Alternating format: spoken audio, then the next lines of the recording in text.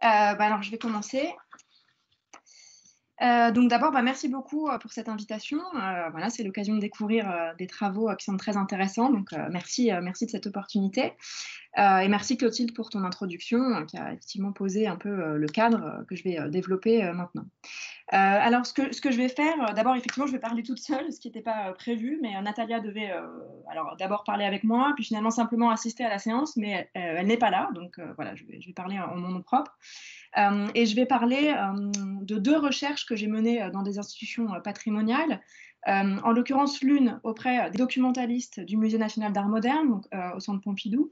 et l'autre auprès des archivistes des Archives nationales. Et conformément à l'invitation, je vais centrer mon intervention sur la présentation de mes méthodes d'enquête, donc sur les modalités de la fabrication de mon regard, qui est moins ethnologique dans mon cas que ethno-méthodologique, du nom de la discipline des sciences sociales de laquelle relève mon travail et que je vais m'efforcer d'introduire. Alors, avant de rentrer dans le détail de ces enquêtes, je voudrais en présenter rapidement le contexte, aussi dans l'idée de présenter comment mon travail se situe dans le champ plus large des travaux qui relèvent de l'ethnographie des institutions patrimoniales et des métiers de l'information. Donc la première enquête que je vais évoquer, je l'ai faite au Centre Pompidou, donc au Musée national d'art moderne, en gros entre 2015 et 2018. Et elle participe d'un travail de recherche que je développe depuis plusieurs années, depuis ma thèse en fait, hein, que j'ai soutenue en 2014. Et l'objet premier de mon travail, ce sont les œuvres d'art contemporain. Et l'idée de ce travail, c'est de les aborder sous l'angle non pas de leur création ou de leur réception, comme ça a été fait le plus souvent en sociologie de l'art, mais de les aborder en fait sous l'angle de toutes les activités intermédiaires qui leur présentation au public. Des remarques qui ont été faites sur les travaux de Howard Baker hein, et la question des mondes de l'art. Hein, mon travail s'y apparente aussi très directement. Et il s'agit pour moi plus spécifiquement d'examiner en fait ce qui se passe dans ces différents moments, donc qui intervient dans la vie de l'œuvre, pourquoi faire, qu'est-ce que ça fait à l'œuvre, et puis qu'est-ce qu'on peut apprendre de ces différents moments, hein, de ce qu'est une œuvre en fait pour ceux qui s'en occupent. Donc mon intérêt en fait pour la documentation des œuvres, de ce point de vue, c'est un volet de cette enquête qui m'a amené à m'intéresser d'abord à la préparation des expositions, à l'accrochage, ensuite à la restauration, à l'étude des œuvres, ou encore aujourd'hui plus directement à leur conservation et leur stockage dans les réserves.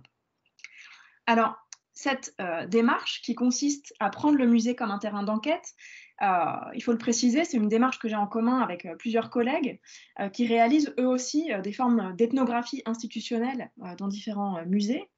Alors, en premier lieu, je pense aux travaux de Tiziana Beltram, qui est anthropologue, qui a fait sa thèse sur le transfert des collections du Musée de l'Homme au Musée du Quai Branly, et qui s'est notamment intéressée à toute la refonte de la base de données, qu'elle analyse comme un lieu particulièrement pertinent pour rendre compte des transformations du rapport au patrimoine, notamment avec l'introduction du numérique. Hein. Je renvoie, alors, à part à sa thèse, à un article qu'elle a publié dans la Revue d'anthropologie des connaissances, qui s'appelle joliment « Un travail de Pénélope au musée », décomposer et recomposer une base de données qui est très intéressant, qui présente bien la perspective sur ces questions. Les autres collègues auxquels je pense, il y en a un qui est à l'université de San Diego en Californie, qui s'appelle Fernando Dominguez Rubio, qui vient de sortir un livre très important, je pense, qui est fondé sur son ethnographie du MoMA, donc le musée d'art moderne de New York,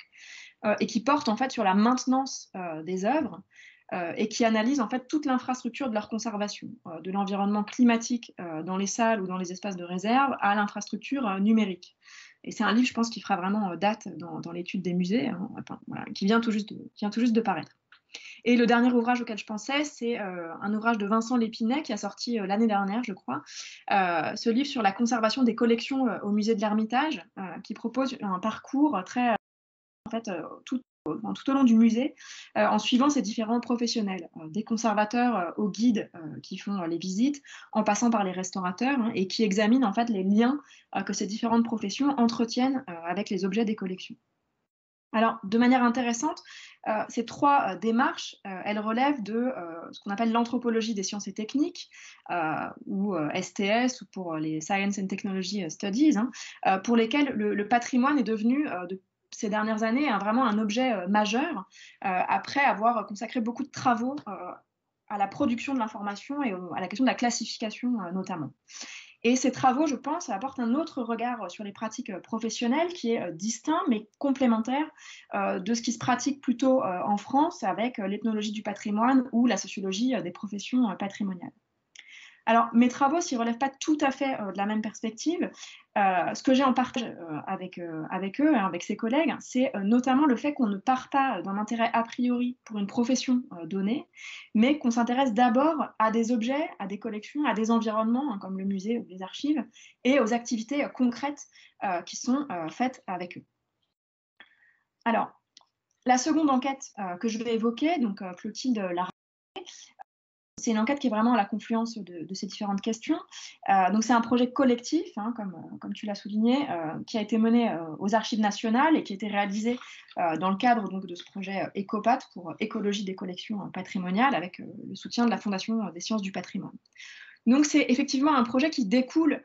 des travaux que Tiziana Beltrame et moi-même on réalisait respectivement sur des institutions muséales et qu'on a monté, voilà, qui n'aurait pas pu exister sans la discussion avec Clotilde et Yann, qui s'est ensuite développée avec la contribution importante hein, de Natalia Laval, qui est donc malheureusement absente aujourd'hui, mais qui a réalisé une grosse partie de l'enquête de terrain.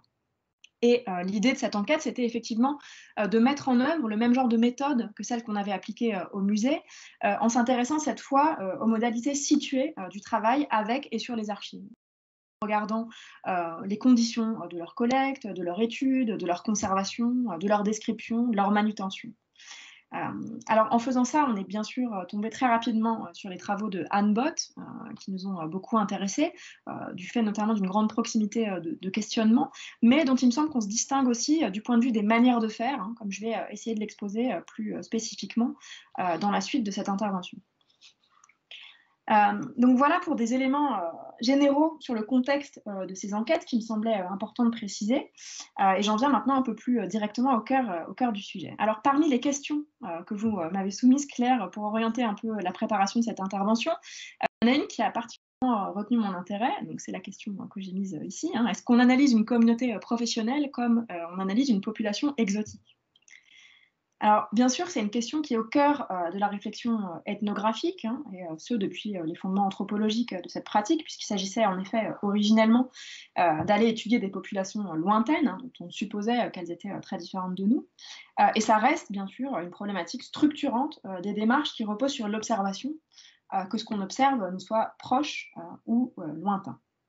Alors, comment on s'y prend pour observer? Comment on détermine ce qu'il faut observer et avec quels outils, hein. Donc sur ce point, l'ethnométhodologie, qui est donc la discipline dans laquelle j'inscris mon travail, cette discipline fait des propositions qui sont plutôt intéressantes, mais un peu méconnues, en tout cas à mes yeux. Hein. Donc j'étais particulièrement heureuse de vous entendre dire que ça vous intéressait les questions des rapports entre ethnométhodologie et ethnographie, parce que c'est des projets de recherche sur lesquels je travaille en ce moment. Donc j'essaie d'en faire un peu une synthèse rapide ici. Alors d'abord, de quoi s'agit-il quand on parle d'ethnométhodologie? C'est un courant de la sociologie américaine qui a été fondé par Harold Garfinkel dans les années 60 et qui a émergé en fait à une période qu'on décrit souvent comme la période du renouveau des approches qualitatives en sciences sociales, voire du boom de l'ethnographie en sociologie, hein, puisque en gros, l'ethnométhodologie est tout à fait contemporaine de la sociologie interactionniste, que ce soit la sociologie des mondes de l'art, la sociologie de la déviance, ou la sociologie des professions, comme celle de Anselm Strauss, par exemple. C'est également très proche des travaux de Goffman, même s'il y a eu des frictions assez importantes entre ces différents courants. Alors, quelle est du coup la particularité du projet intellectuel de l'ethnométhodologie dans ce contexte? Alors, on peut s'appuyer pour ça sur la définition qu'en propose son fondateur, donc Garfinkel, qui nous dit que l'ethnométhodologie, c'est l'étude des propriétés rationnelles des actions pratiques en tant qu'elles sont des accomplissements contingents et continus des pratiques organisées et ingénieuses de la vie de tous les jours. Alors, ce régime d'écriture un peu conceptuel et parfois un peu complexe à la première lecture, ça fait indéniablement en partie du charme de l'ethnométhodologie, mais pour le formuler peut-être plus simplement, éclairer un peu cette définition, ce qu'il faut comprendre, je crois, c'est que la question fondamentale de ce programme, c'est comment fait-on ce qu'on fait ensemble au quotidien? La question, c'est vraiment celle-ci. Comment on fait ensemble ce qu'on fait voilà, dans la vie de tous les jours, comment ça s'organise? Alors, c'est une question qui peut sembler triviale, mais dont on peut vraiment apprécier la portée, je crois, quand on pense au fait que la plupart des travaux de sciences sociales cherchent plutôt à expliquer pourquoi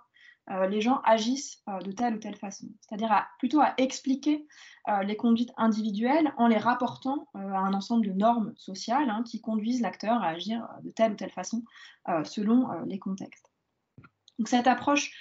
explicative ou motivationnelle, hein, comme on dit parfois, elle a été radicalement remise en question par Garfinkel, parce que pour lui, en cherchant à expliquer les motivations à agir des acteurs sociaux, en les rapportant à des variables, que ce soit le genre, la classe, l'âge ou les professions, en fait, on ne dit pas grand-chose de ce que font concrètement les acteurs, ni de la façon dont ils perçoivent le monde et de la façon dont ils font sens de ce qu'ils font. Donc, ce qu'il critique, c'est que cette démarche, en fait, consiste à traiter la réalité sociale comme quelque chose d'indépendant ou d'autonome de ce que font les gens au quotidien. Et pour lui, hein, une telle démarche, ça ne permet pas de voir comment les acteurs perçoivent et interprètent le monde, comment ils reconnaissent ce qui leur est familier, ce qui est acceptable, comment ils agissent ensemble. Et c'est ça vraiment que l'ethnométhodologie va vouloir examiner. Donc le projet de cette discipline, hein, c'est vraiment d'ouvrir, hein, de proposer l'ouverture d'un nouveau champ phénoménal pour la sociologie, hein, qui est le monde de la vie quotidienne, qu'il s'agit de se donner les moyens d'observer et de décrire hein, pour en faire apparaître les règles, les méthodes ou les ethnométhodes, en fait, ce qu'on appelle les ethnométhodes. Et donc le terme ethnométhodologie, hein, ça renvoie à cette idée-là, c'est l'étude des méthodes que les membres d'une communauté ou d'une culture donnée utilisent hein, pour mener à bien les différentes activités qu'ils effectuent dans leur vie quotidienne. Alors, dès le début, la question s'est posée de savoir comment s'y prendre pour faire cela, hein, selon les terrains d'enquête qui, dès le début aussi, hein, ont été très divers, que ce soit la conversation familiale lors de dîners voilà, à table, ou les modes de raisonnement juridiques. Hein. Alors, dans une démarche ethnométhodologique, on peut recourir bien sûr à tout l'éventail des techniques de l'enquête ethnographique, hein, qui sont, je le rappelle, hein, l'observation, la participation, l'entretien, la prise de vue photographique et plus récemment l'enregistrement vidéo notamment. Mais toute la question, du point de vue ethnométhodologique, ça va être de trouver en fait la juste distance entre d'un côté la familiarité avec une situation ou une activité donnée qui permet de comprendre ce qui se passe, et de l'autre, une certaine forme de distance qui va permettre de voir ce qu'on ne voit plus quand on est trop près ou trop immergé, disons. Donc c'est un mouvement hein, que certains ethnométhodologues décrivent de la façon suivante. Hein, d'un côté, rendre l'étrange familier et de l'autre, rendre le familier étrange. Donc voilà, make the strange familiar ou make the familiar strange selon voilà, les options qu'on peut choisir. Alors pour illustrer ce mouvement et ses problématiques, hein, et puis présenter un peu plus les travaux qui sont peut-être plus directement d'intérêt pour la séance, j'en viens voilà, à mes deux exemples. Alors, comme je l'ai évoqué en introduction, j'ai commencé à m'intéresser à la documentation des œuvres un peu par hasard, en fait, hein, au détour d'une enquête qui portait plus largement sur les pratiques de la conservation des œuvres, et en particulier sur celle de la conservation, enfin, sur la collection d'art contemporain du Musée national d'art moderne. Donc jusque-là, j'avais plutôt l'habitude de suivre des gens, de les regarder travailler, voire carrément de les filmer hein, pour pouvoir analyser de façon détaillée ensuite leurs interactions. C'est la méthode que j'avais notamment privilégiée dans ma thèse. Mais quand je suis arrivée au Centre Pompidou, au Musée national d'art moderne,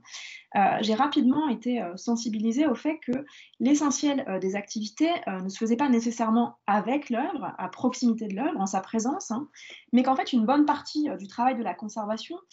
passait par la circulation d'informations, par l'échange de documents et en particulier par la gestion du dossier d'œuvre. Alors j'imagine que ce sont sûrement des choses familières hein, pour le public de ce séminaire, mais en gros, ce qu'il faut savoir, c'est que chaque œuvre de la collection a son dossier dans lequel sont rassemblés un ensemble de pièces qui sont relatives à différents aspects de la vie de l'œuvre. Donc, il y a une section du dossier qui concerne l'histoire de sa création, une autre qui rassemble la bibliographie à son sujet, une autre qui relate ces différentes présentations dans des expositions, et puis il y a d'autres types de documents qui sont par exemple les rapports de restauration ou les rapports sur son entretien, des fiches techniques pour l'installer, ou encore tous les documents administratifs qui sont relatifs à son acquisition, la correspondance avec l'artiste ou les ayants droit, etc. Et ces derniers éléments tombent en général dans la section qu'on dit confidentielle du dossier, c'est le dossier rouge, la partie rouge du dossier, qui renvoie à ce qui relève de l'archive courante, c'est-à-dire en fait à des documents qui sont en usage au sein du service et qui ne doivent pas être divulgués quand le dossier est communiqué à un chercheur ou à un professionnel d'une autre institution, par exemple. Alors, c'est pas tout à fait ce que j'avais imaginé au départ, quand j'ai commencé mon travail sur le Centre Pompidou, mais en fait, une bonne partie de mon ethnographie, elle s'est passée finalement, non pas en salle d'exposition, mais plutôt au bureau, avec une pile de dossiers dont je discutais très régulièrement avec la documentaliste. Et on parlait d'ailleurs finalement moins de leur contenu, des particularités de chaque œuvre, que de manière plus générale des modalités de la constitution des dossiers,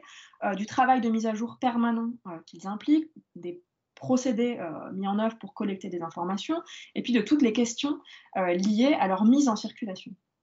Alors de fait, la question de l'accès au dossier, c'est une question récurrente dès qu'on évoque le sujet des dossiers d'œuvres, notamment avec les archivistes, et ce d'autant plus dans le contexte de la numérisation des collections et de leur documentation. Et là, il faut vraiment le souligner, et ça fait écho à des questions qui ont été soulevées à propos de l'exposé précédent, mais les documentalistes sont vraiment en première ligne sur ces différents sujets, dans des circonstances qui ne sont pas forcément évidentes, puisque ce n'est pas le service dans lequel les musées investissent le plus en général. En l'occurrence, pour toute la collection contemporaine du Musée national d'art moderne, c'est-à-dire presque 3000 œuvres, il n'y a qu'une seule documentaliste, en tout cas à l'époque de mon enquête, mais je crois que ça n'a pas changé, qui est en charge de tous les dossiers. Donc, je mentionne ça aussi en lien avec les questions sur le malaise professionnel que vous m'aviez soufflé, Claire, et il nous sera peut-être question dans la discussion. Alors, du fait des conditions de réalisation de mon enquête, qui a duré un certain temps et qui m'a permis de me familiariser avec l'équipe et réciproquement, j'ai pu consulter un grand nombre de dossiers et les lire dans leur intégralité. Alors, il faut préciser que certains sont très épais, notamment ceux des installations, qui impliquent la production d'une documentation très importante, en particulier pour tout ce qui concerne leur montage. Et en fait, à force de les lire et de les consulter et d'en discuter, progressivement, mon appréhension de ces dossiers a complètement évolué. C'est-à-dire qu'au début, je les imaginais plutôt comme des sources annexes pour mon étude des activités de la conservation. Et progressivement, ils sont vraiment devenus un objet d'étude à part entière. Et ils m'ont particulièrement intéressée, en fait, parce qu'ils montrent très concrètement le caractère collectif des œuvres. Alors, ce caractère collectif, on le voit très clairement, non seulement du point de vue du contenu des dossiers, de ce dont il est question, les documents, les thèmes qui sont abordés dans les différents documents qui les composent, mais on voit aussi ce caractère collectif du point de vue de la matérialité des dossiers, avec la façon dont s'agencent les différents documents à l'intérieur, la façon dont ils sont collectés auprès de différents services et de différentes personnes, comment ils sont partagés en différents sous-dossiers, comment ils circulent ou pas. Et tout ça rend très visible comment en fait se fabrique un collectif autour de chaque œuvre. Ça permet de voir qui intervient sur quoi, qui a accès à telle information, qui prend en charge tel aspect, quel problème ça pose, etc. Alors, je ne vais pas développer ici, je me suis permise de renvoyer à quelques textes que j'ai publiés sur le sujet, en marge des images, qui développent ces différentes questions, et qui reviennent aussi sur d'autres travaux qui ont été faits en ethnométhodologie, sur d'autres types de dossiers avec le même genre de problématiques. En l'occurrence, les dossiers de patients dans une clinique psychiatrique, des dossiers administratifs, de l'administration américaine, et puis les dossiers de police. Alors, a priori, on pourrait dire que les œuvres d'art, les patients d'une clinique et les criminels n'ont pas forcément grand-chose à voir, mais sous l'angle de leur dossier et de la gestion de ces dossiers, on peut faire des liens qui ne sont pas inintéressants. En tout cas, ce que je voudrais vraiment souligner, c'est que ce qui au début était un détour par les dossiers est vraiment devenu un objet d'enquête à part entière, et ça m'a vraiment permis de prêter attention à d'autres propriétés des œuvres et du travail qui est fait sur elles. Et donc ces dossiers ont été un instrument très important dans la construction de mon regard sur les activités muséales. Donc mon étude, finalement, elle consiste moins en une ethnographie du travail de la documentation ou des documentalistes, hein, qu'en une analyse des dossiers en tant qu'ils matérialisent des formes d'action et de raisonnement des différentes personnes qui sont impliquées dans la vie des œuvres. Alors, cette plongée dans les dossiers, elle a aussi eu pour conséquence de m'outiller, de me préparer, disons, pour l'enquête que j'ai effectuée ensuite aux Archives nationales. Alors, je l'ai évoqué en introduction, Clotilde l'a rappelé, hein, c'est un projet qui découle directement de la volonté de transposer, de mettre à l'épreuve des observations du monde muséal dans le monde des archives. Alors, pour autant, malgré des parentés certaines hein, entre ces univers, il faut préciser que pour moi, l'arrivée aux Archives nationales, ça a été une plongée dans un terrain qui m'était totalement inconnu. Historienne, n'ayant jamais été formée, ni eu besoin en fait de recourir pour mon travail jusque-là, aux méthodes du travail avec des sources historiques, hein, j'ignorais absolument tout du monde des archives. Donc il m'a fallu m'y familiariser, et une grosse partie de mon temps d'observation et du temps que j'ai passé sur place, comme Clotilde le rappelait, où j'ai été extrêmement bien accueillie, une grosse partie de ce temps, ça a consisté à essayer de comprendre en fait la chaîne des opérations qui permet qu'on passe de l'entrée d'un fonds, enfin qu'on aille de l'entrée d'un fonds à sa communication en salle pour. Alors j'ai été évidemment beaucoup aidée pour ça par voilà, le fait de participer à la vie quotidienne du service et puis d'être dans les murs, disons, des archives, de pouvoir discuter avec un grand nombre de ses agents. Et j'ai aussi beaucoup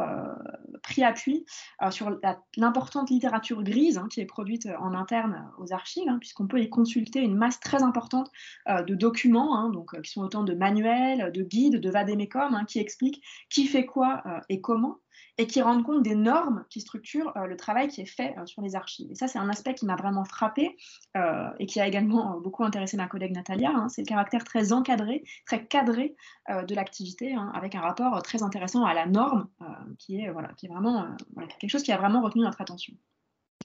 Alors c'est un terrain, les archives, qui a été extrêmement riche, hein, et sur les 2 ans qu'a duré notre enquête, on a pu observer beaucoup de moments et d'activités. Alors ma collègue Natalia s'est surtout intéressée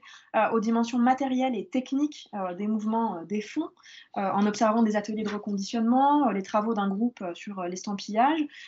ou en passant beaucoup de temps de manière générale hein, avec les agents techniques hein, qui s'occupent au quotidien des fonds. Alors de mon côté, c'est plutôt l'activité de classement qui m'a particulièrement intéressée. Et pendant le temps que j'ai passé aux archives, j'ai pu observer quelques séances de travail en salle de tri avec des archivistes qui venaient examiner des fonds entrés récemment aux archives. Alors le classement, en quoi ça consiste hein on sait que les fonds qui arrivent aux archives nationales sont, comme je l'ai entendu souvent, la crème de la crème des archives. Donc il n'y a pas grand-chose à trier au sens de jeter, hein. Mais ce qu'il faut néanmoins faire, c'est examiner l'ensemble des documents hein, qui arrivent, réorganiser les différentes pièces en des sous-ensembles cohérents pour pouvoir les décrire, les conditionner et préparer l'instrument de recherche hein, avec la cotation du fonds. Donc là, on est dans une opération qui est vraiment intermédiaire entre le producteur du fonds, que ce soit une personne ou une institution, et le futur public ou lectorat de ces fonds, hein, c'est-à-dire les personnes qui viendront le consulter et l'étudier. Alors, de l'extérieur,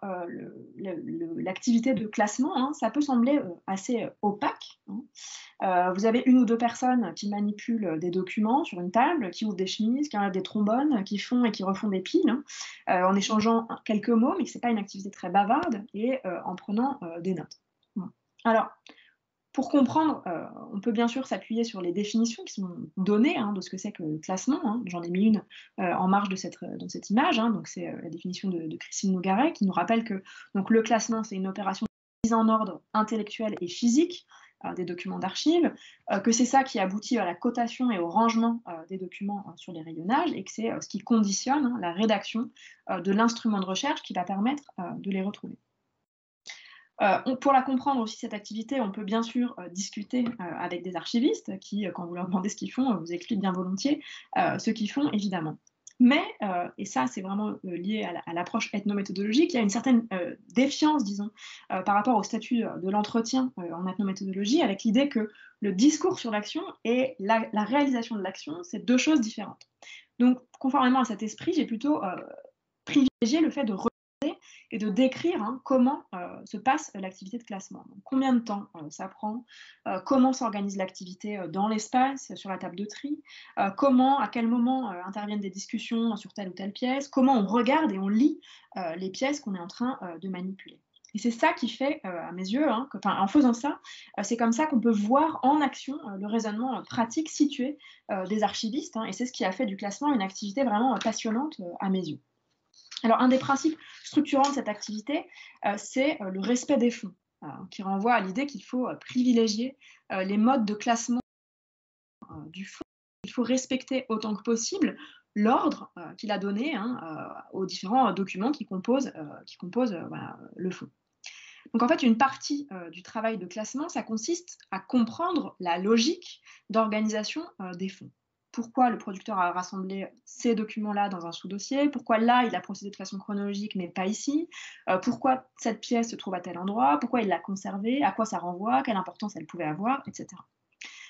Et il est absolument nécessaire de comprendre cette logique pour pouvoir décrire le fond de façon adéquate dans l'instrument de recherche, afin que des chercheurs sachent ce qui s'y accès et déjà une première appréhension des différentes pièces qui composent le fond. Donc en fait, toute la question, c'est d'attribuer de la rationalité au producteur et de la préserver et de la transmettre. Et c'est ça qui m'a frappée, en fait, c'est cette très grande parenté, finalement, de problématiques et de pratiques entre le travail des archivistes et celui des chercheurs en sciences sociales, qui finalement ont pour mission commune de rendre compte de la perspective des acteurs sociaux et de la décrire pour mieux la partager. Donc, in fine, il m'a semblé que les archivistes pratiquaient donc eux aussi une forme d'ethnographie, voire carrément une forme d'ethnométhodologie. Et ça me paraît être une perspective assez intéressante à creuser en ce moment, où on est, j'ai l'impression, dans un contexte de renouveau des relations entre le travail archivistique et le travail des sciences sociales. C'était déjà au cœur des travaux d'un ethnométhodologue fameux qui s'appelle Michael Lynch, dans un texte qui est un peu vieux maintenant, qui date de 99, mais c'est des perspectives qui ont été rouvertes plus récemment. Là, j'ai mis en image l'éditorial du dernier numéro de la revue Qualitative Sociology, qui s'appelle donc le travail archivistique comme une forme de sociologie qualitative. Donc voilà, c'est ce genre de questions que je trouve intéressantes à développer sur la base de ces observations. Alors, pour conclure, je voudrais simplement formuler quelques remarques sur le gain qu'il y a, à mes yeux, à travailler avec ce genre de démarche. Alors, j'espère l'avoir montré, c'est une manière de travailler qui consiste vraiment à rendre compte des perspectives, des pratiques des acteurs et de leurs activités. Donc c'est vraiment l'inverse d'une démarche qui, par exemple, aurait une série d'hypothèses qu'il s'agirait de confirmer ou d'infirmer par l'observation, mais c'est aussi l'inverse d'une démarche qui chercherait à exotiser des communautés en les traitant a priori comme radicalement étrangères ou essentiellement singulières. Donc si on suit la citation, là encore, de Michael Lynch, qui a commencé par travailler sur faire des ethnographies de laboratoire, qu'est-ce qu'il nous dit avec cette méthode en fait qui consiste à, alors dans son cas, ça consistait à traîner dans un laboratoire, à écouter les conversations des gens qui y travaillent, à les regarder travailler, si possible même à travailler avec eux, à lire leurs notes, etc. Donc si on suit cette démarche, finalement, quelque exotique que soit le terrain qu'on s'est donné à examiner, on finit toujours par retrouver du bricolage, des discours ordinaires et des actions situées.